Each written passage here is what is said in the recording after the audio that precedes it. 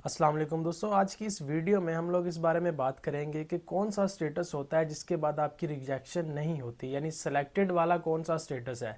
फिलहाल तो आपका जो स्टेटस आ रहा होगा इंटरव्यू के बाद, और जितने लोगों ने डॉक्यूमेंट सबमिशन की है उनको स्टेटस आ रहा होगा हाई रिव्यू कंप्लीटेड या इंटरव्यू कंप्लीटेड या अंडर रिव्यू का स्टेटस उनको आ रहा होगा। तो मैं आपको इस वीडियो में क्लियर करना चाहता हूं कि आपका जो ऑन बोर्डिंग और ऑन होल्ड का स्टेटस है वो कब आता है। ये बात अपने ज़हन में रख लीजिएगा कि जब तक आपका ऑन होल्ड का स्टेटस नहीं आएगा, चाहे वो कोई इक्विपमेंट ऑपरेटर हो, चाहे किसी भी जॉब को आपने अप्लाई किया हो। वैसे ज़्यादातर तादाद जो है वो इक्विपमेंट ऑपरेटर्स की है, जिसमें 3 नंबर, 4 नंबर और 6 नंबर लाइसेंस वाले लोग हैं, और उनके ये स्टेटस जो है वो सेम ही चलते हैं। जब उनका इंटरव्यू कंप्लीट हो जाता है एमरेट्स ग्रुप कैरियर की वेबसाइट के ऊपर, तो उसके बाद उनको हायर रिव्यू कंप्लीटेड आना शुरू हो जाता है, या असेसमेंट कंप्लीट आना शुरू हो जाता है, या बहुत सारे लोगों को अंडर रिव्यू का स्टेटस आ जाता है। ठीक है, तो इन स्टेटसेस के मीनिंग हम अपनी अगली वीडियो में ज़रूर जानेंगे, लेकिन इस वीडियो में मैं आपको ज़रूर क्लियर करूंगा कि आपका जो स्टेटस होगा वो कौन सा होगा, कि आपको ये कंफर्म कर लेना चाहिए कि अब आपकी जॉब जो है वो लगने जा रही है।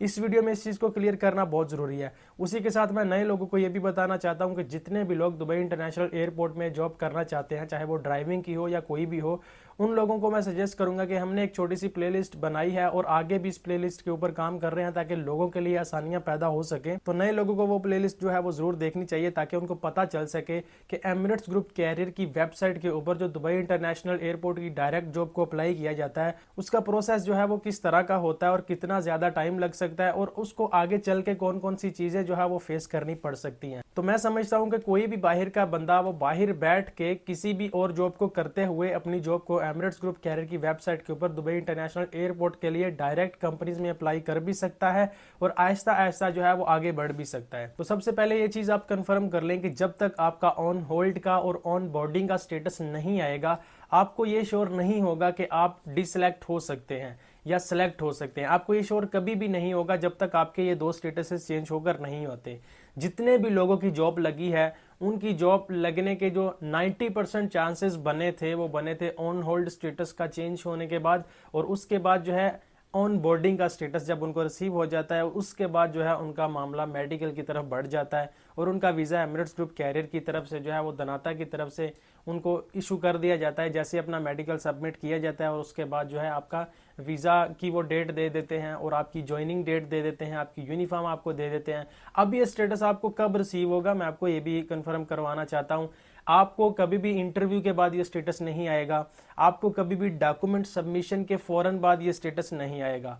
आपको ये स्टेटस रिसीव होगा ऑफर लेटर के बाद और टैटू डिक्लेरेशन के बाद। आप में से बहुत सारे लोग जिन्होंने ज्वाइन किया है वो अगर कमेंट सेक्शन में बताना चाहें लोगों की कंफर्मेशन के लिए, तो मैं उनसे गुजारिश करूंगा कि वो लोग जरूर बताएं कि आपका स्टेटस जो है वो किस तरीके से चेंज हुआ था और आपकी ज्वाइनिंग के वक्त कौन से स्टेटस से थे। इस वीडियो को इसीलिए डिटेल के साथ बना रहा था ताकि लोगों को ये पता चल सके कि यार हम सिलेक्टेड कब होंगे और डिसलेक्ट हम कब होंगे।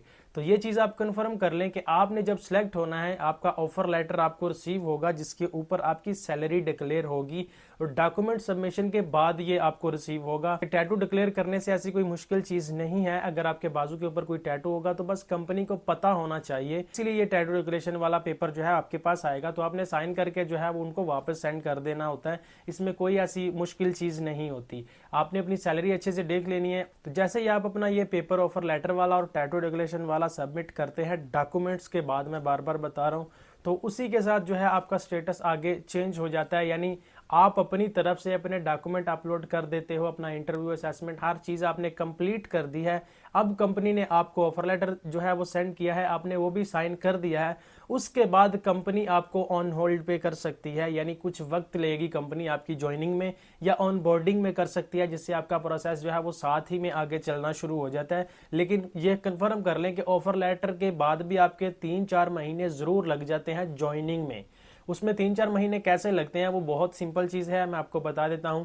जब आपका ऑफर लेटर आपको रिसीव हो जाता है उसके बाद कंपनी आपकी पुलिस सिक्योरिटी रिपोर्ट मांग सकती है जो 220 दिरहम की तकरीबन यूएई में बन जाती है। आप अपने मोबाइल से ही जो है बना सकते हैं पुलिस की एप्लीकेशन यूएई की करने के बाद।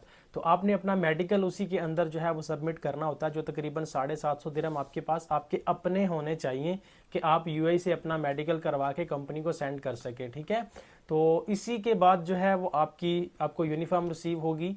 और इसी के बाद आपकी ज्वाइनिंग डेट होगी, जो तकरीबन यूनिफॉर्म रिसीव होने के शायद बाद या पहले, ये इसी के आगे पीछे ही ये प्रोसेस चलता है। तो तकरीबन 15-20 दिन या ज़्यादा से ज़्यादा 1 महीने का गैप होगा जो आपको वो ज्वाइनिंग डेट दे देते हैं। आपको उस डेट को जो है वो ज्वाइन करना होता है। अब इसका मतलब ये नहीं है कि किसी को अपनी पुरानी जॉब जो है वो 1 महीना पहले रिजाइन कर देनी है, नहीं।